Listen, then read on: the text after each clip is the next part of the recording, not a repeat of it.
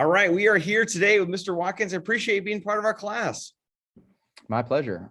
Yeah. So you know, I know you came in my classroom earlier this year for a before school thing, and you saw some of the signs that I had up in here about, just money and all that kind of stuff. And is that something you obviously had some interest in that, correct? I do. I'm a big, my day job is being a math teacher, but after hours and on the side and for fun, I know it might not sound like fun, went to teenagers and high school age people, but I love personal finance. Okay. So I like to talk about investing and compound interest, and that's definitely a mathematical thing as well. But also love budgeting, and I love finding values and finding the best deals for my money and making my dollars and cents stretch as far as possible, especially. Yeah, and it's interesting. It's interesting because we're looking at this like I think when people take securities and investments class, they're like, all right, Mr. Simpson, give me the magic bullet that is the thing I need to put all my money into. Tell me the next Dogecoin that I can buy at fractional and it'll go through the roof. And in reality, we have to learn how to control our spending first. So we have in our classroom the quote on the board over here: offense sells tickets, but defense wins championships. How does someone play great defense when they're trying to figure out their money? That's a great question. I think budgeting is huge for playing great defense. I think investing is certainly a great tool, but studies have shown that your biggest wealth building tool is your income. And so if you know how to live within your means and to spend less than you make, that yes, investing and getting an annualized return that matches the market is great, or 12% is great, or 10% in real estate is great. But if you can live on half of your income, well, that's a 50%, that's 50%. And 50%, I don't know, last time I checked, is way better than 12%. So yeah, if you can live on less than you make, and find deals and not need to keep up with the Joneses by having the nicest car or having the biggest house or going to get a second house or all of these things, not that any of those things are bad, but it just all depends on your means and living under your means and living on less than you make. Mr. Watkins, that is not sexy. That is not cool. That is not MTV. That is not Instagram. That is not, that is not like, woo, that sounds pretty lame. Like, is that, I mean, how do we make this sound cooler to kids, or how do we make this more appealing? You're exactly right. It doesn't sound normal, quote unquote, so to speak. But normal is broke, Mr. Simpson, and I want to be weird. Just because people look like they have a lot of money doesn't mean they do. My father was an eye surgeon, and he should have had a lot of money, but he didn't. He always spent money on the latest gadgets or the latest Escalade or the latest laser for his surgery practice, and he wasn't really good with it. He never really looked for deals. He never really looked to spend on less than he make. He always spent every penny he got. And right now my net worth is bigger than his. So that's not a flex. That's not to talk bad about him. It's just living on less than you make is super important. And people who look rich really aren't. There's Tom Stanley's book, The Millionaire Next Door, did a very large study about millionaires. There you go. And so the average millionaire drives a reasonably priced used car that's 4 to 6 years old. They're not driving Bugattis or Lamborghinis or Mercedes or BMWs. So I see that you have it there, so I'm sure you could fill your kids in. In fact, we're reading through it right now. We're reading through it right now. In fact, we're literally this week having a debate about cars and all of that too. And next week we're debating about housing and what we should do there too. And that's really interesting you say that, because my dad was the same way. And my dad was like, he had a new car every year. We'd drive home, would get it. Wouldn't even ask my mom about it. One year he came home with a Porsche. One year he came home with a 300ZX. It was like just every new car in the 80s. Reagan was saying, get a Visa and max it out and let's do it. And there was just a lot of spending because people didn't understand about how credit cards worked. What was the moment in your life where you said, that isn't going to be me? Was there some kind of life altering change that you sort of came across that made that change?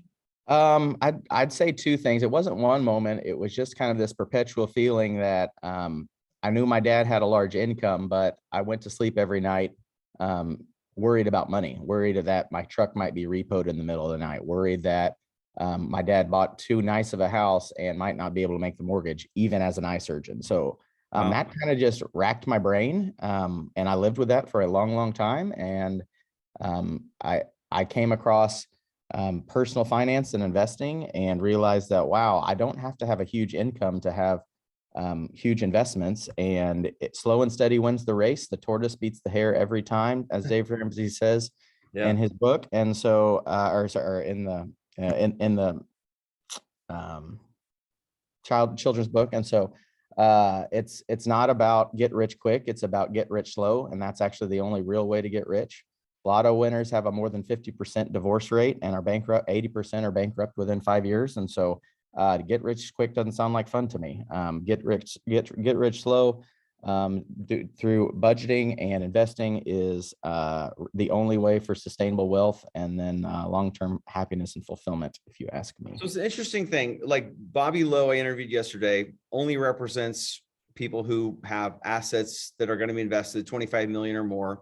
I asked him, well, who are these people? Are they doctors? Are they lawyers? And he said, absolutely not. Why do you think it is that a doctor like your dad would be so difficult to become wealthy? What is the stigma around a doctor? That's a good question. So I think to become a doctor, you have to sacrifice a lot and you have to wait a lot, and you defer it's called deferred gratification. And so what that means is putting off the things that you really, really want until some point in the future. And doctors do work hard and they do very important things. And at a certain point, they say to themselves, oh, I deserve this, Yeah. whatever it is. I deserve the newest Escalade. I deserve the biggest house. I deserve the latest laser, whatever it is, the best equipment, cutting edge technology.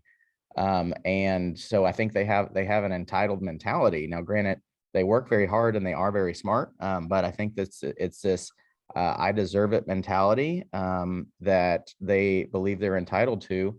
And at the end of the day, we're only entitled to the things that God gives us, or the things that we have, and the things that we earn. So Yeah. I think that's where it goes wrong.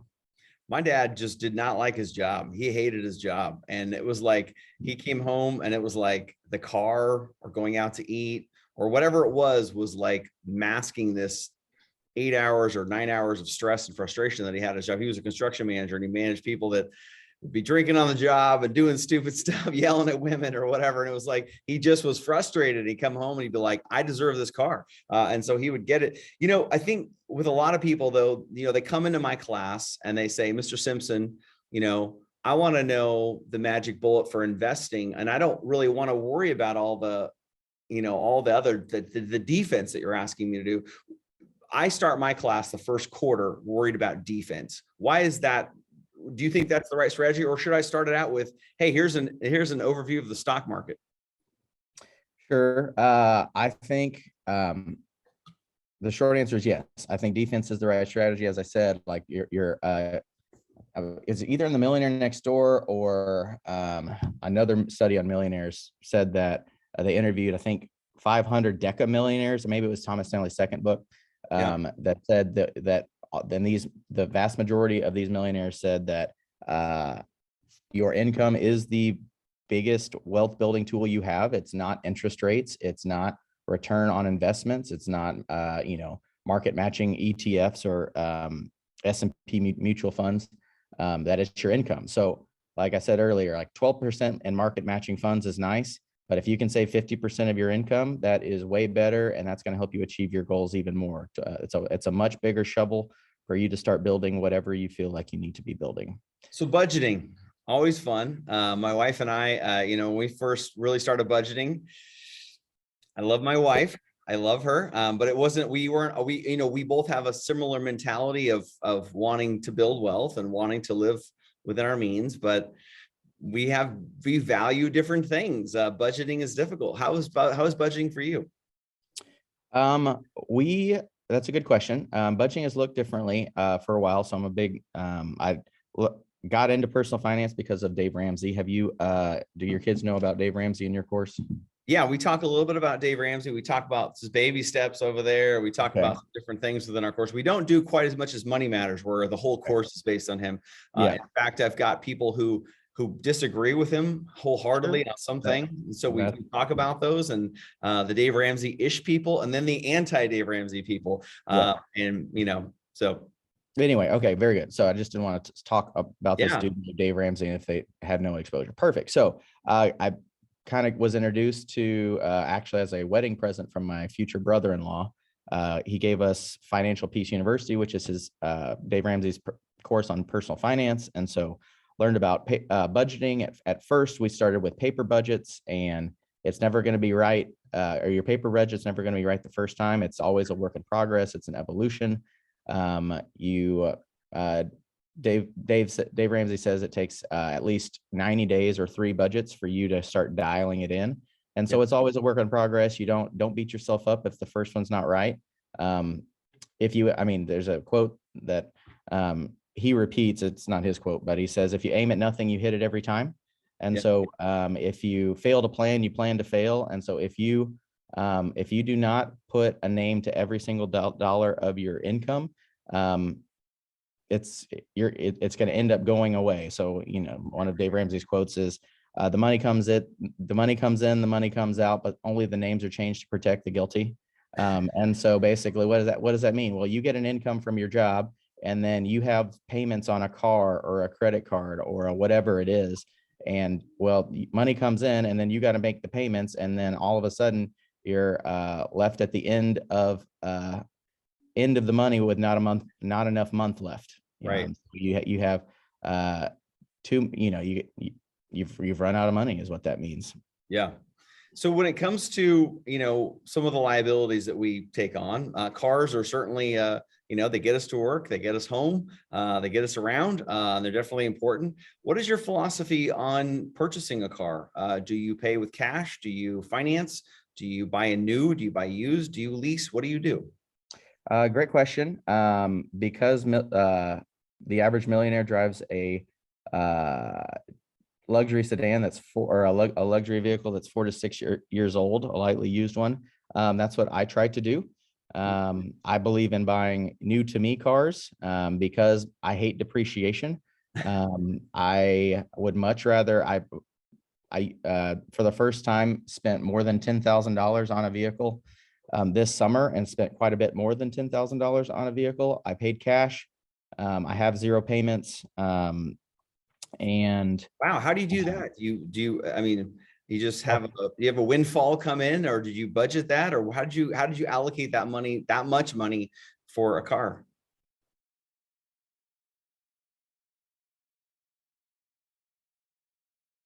Oops, I lost you there. You there?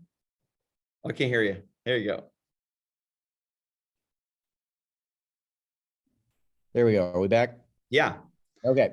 Yeah, I have a money tree in the backyard. It's the weirdest thing. You know, I go out there and there's more money on it. No, that's great. you know, if I do not have a money tree in my backyard, it's all about budgeting. We live on less than we make, and my wife and I have fun. We don't splurge on everything. We like to splurge on vacations, and a couple other grocery items.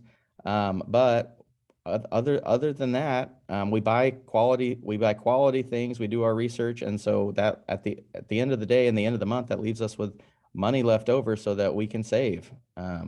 We I mentioned living on half of your income and saving the other half, or investing the other half, and that's basically what we do. And so you know, you don't have even if you don't have a huge salary, which teachers don't, if you save half your income, that's still a pretty big shovel, and that can still help you accomplish some financial goals. How do you go about purchasing a car? What's your process? That's a good question. I'm a shopper, and as I mentioned earlier, I like to find a deal. So I like to cross-reference a whole bunch of different websites. I do my research on the reliability of the car, the resale value, things like that. And then once I've selected the car I want, in this case, last summer it was a Toyota Sequoia.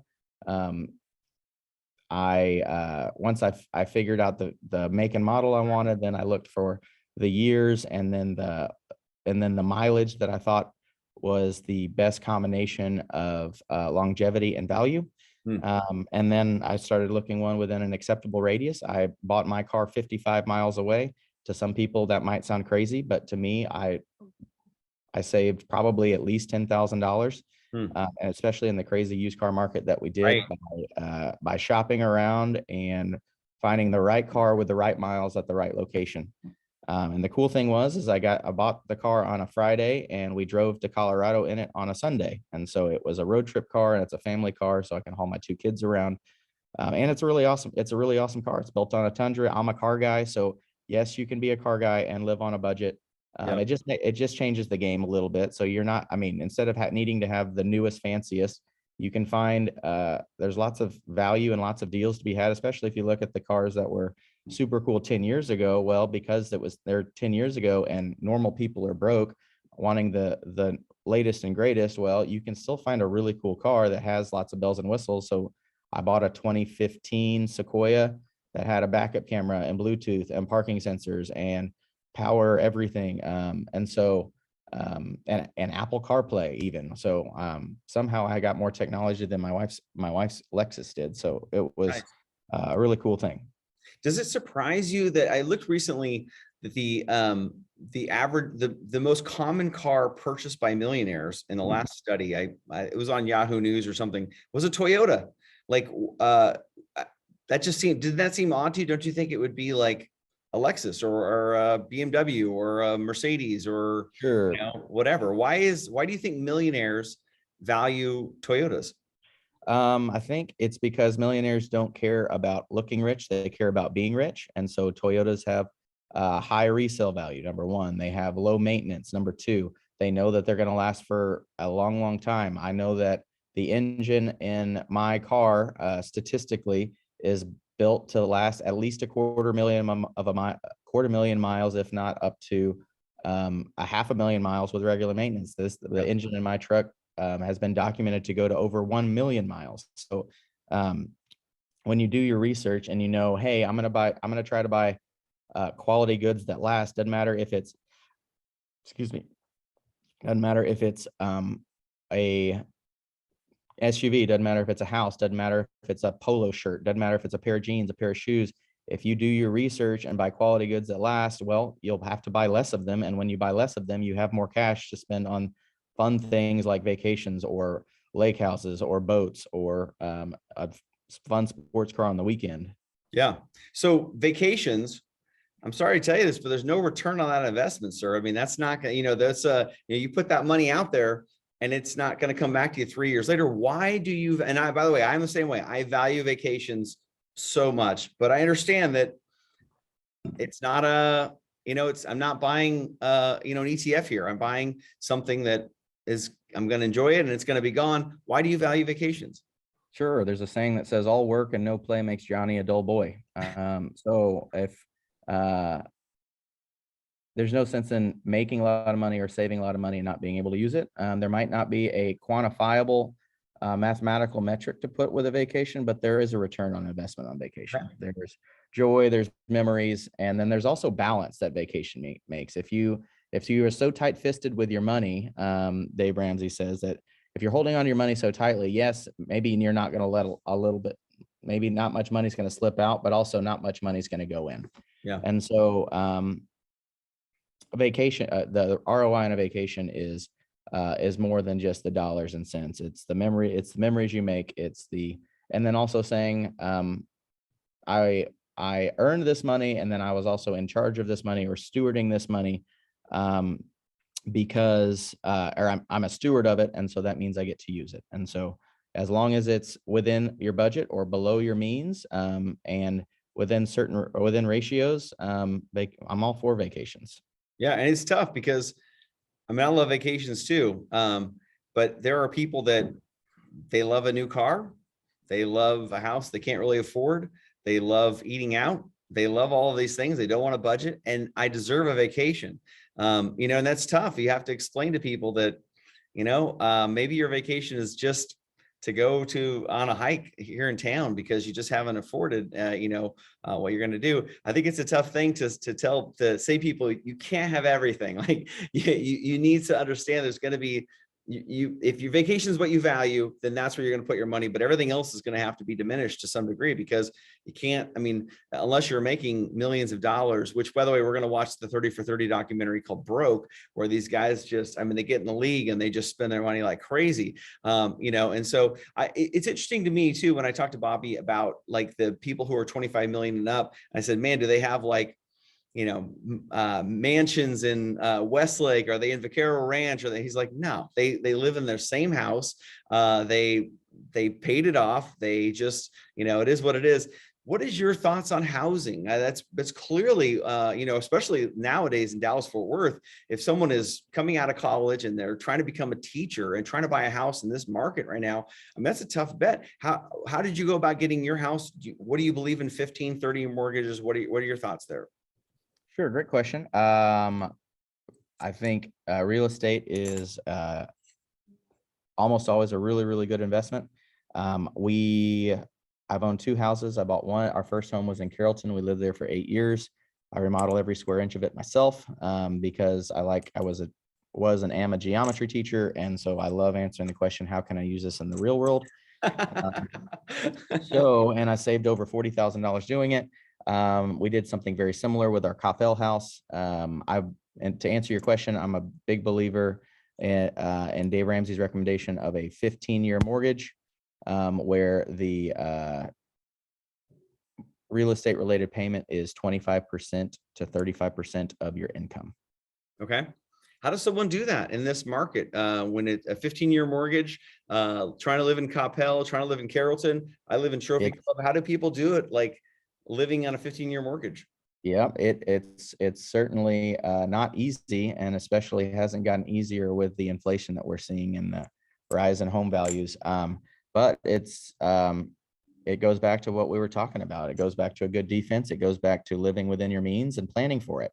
Yeah. You can't, I mean, basically, I mean, something you mentioned a little while ago, we all feel we deserve these things. And at the end of the day, you deserve how much, or you deserve whatever you've saved for.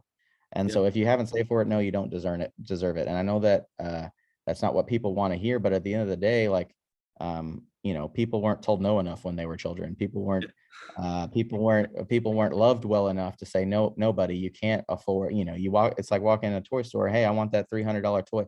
Nobody, you don't have the money. I don't have the money. It's just not in our reality right now. That doesn't mean it can't be, but anyway, so that same thing goes for a house. You got to live within your means. And just because you can't afford it right now doesn't mean you're never going to be able to afford it. And so, yeah, if you think about get rich slow versus get rich fast, I mean, or get rich never. Those are your 2 options, because get rich fast almost never works out. Right. And it's interesting because we have Dave Ramsey and his 15-year mortgage, pay off your mortgage, live debt free. And I've got a friend named Dave Nickel, and Dave Nickel is the opposite complete financial advice. And he's doing incredible. He's crushing it right now with his Airbnb rentals.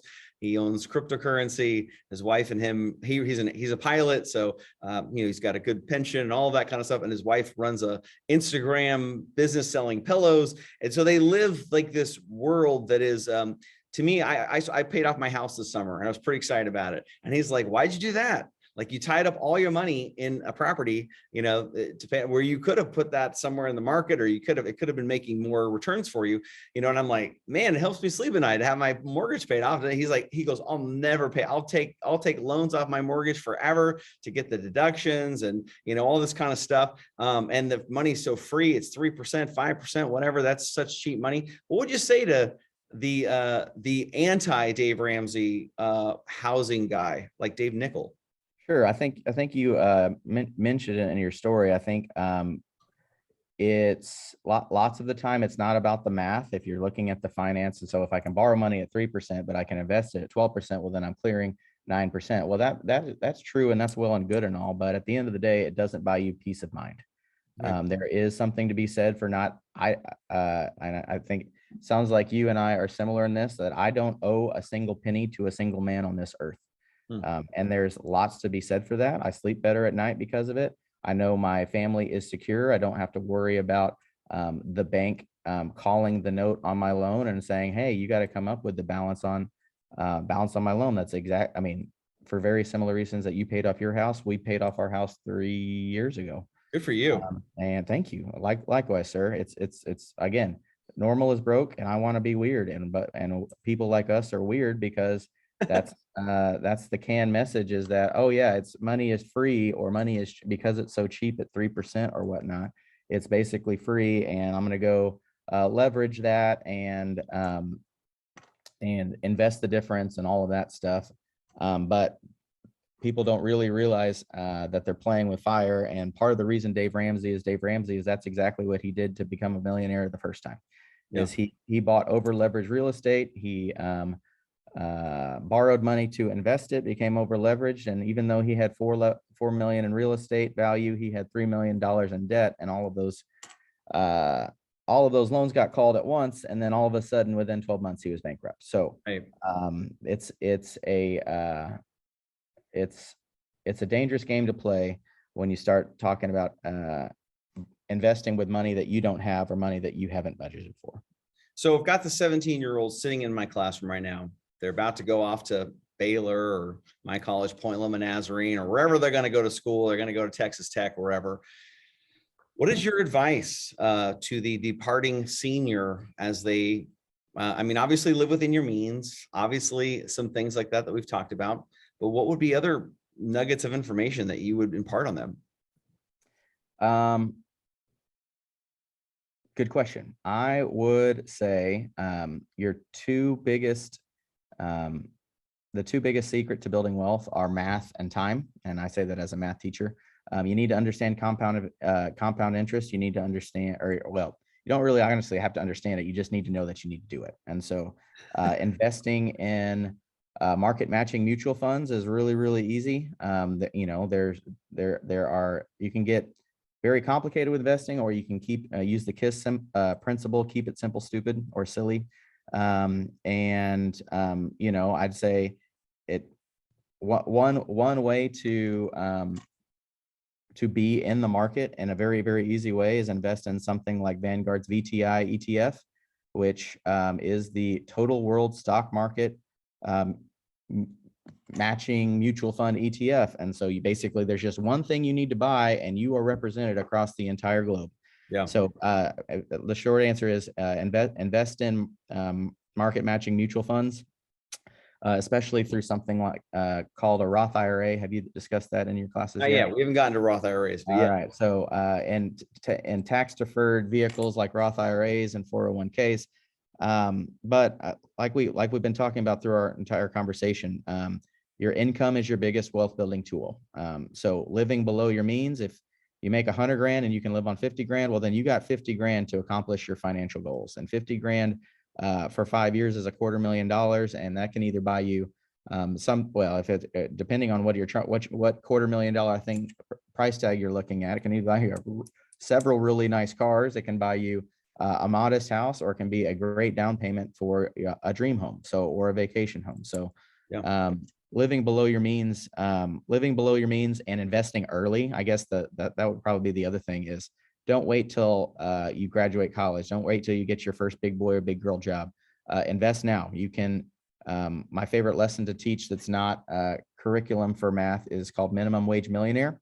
And you just need to invest $167 a month for 37 years to have and if you do that, that's going to be $3.8 million if it matches the market with $167 a month over 37 years is going to get you 3.7 million. Yep. That's a 12%, which is the historical average, 90-year historical average of the S&P 500. So start early. Don't wait. I guess that's the biggest thing. You need to invest, but don't wait until you have a career, or you graduated college or graduated law school or med school or whatever it is. Start now. Okay. If you work a few extra hours at Sonic or Whataburger or wherever it is that you work, or babysit or mow lawns or hustle or grind it out. Because there's no such thing as get rich quick. It's really get rich slow or get rich never. And don't be looking for the easy way out. Remember, slow and steady wins the race. The tortoise beats the hare every time you read that book. Mr. Watkins, man, I appreciate your time, man. This is fantastic. Great stuff. Thank you so much. Thank you, Mr. Simpson. Good luck, guys.